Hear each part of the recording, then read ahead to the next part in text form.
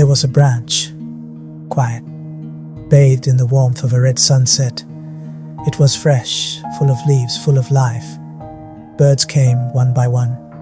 They landed gently. They sang. And for a while, the world felt complete. The branch had shade to offer, comfort to offer, beauty to offer, so the birds stay. But time does not ask for permission. The sun still rose, the wind still blew, but the leaves, they began to fade. Green turned to yellow, yellow turned to brown. One bird left, then another. The songs became fewer.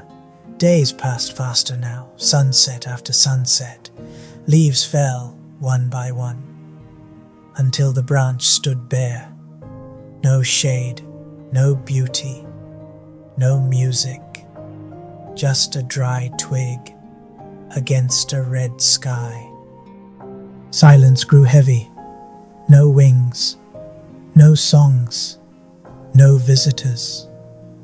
The branch had nothing left to offer, nothing at all.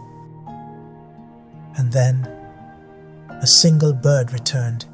It did not search for greener trees. It did not hesitate. It landed on the dry twig, and after a moment of stillness, it sang.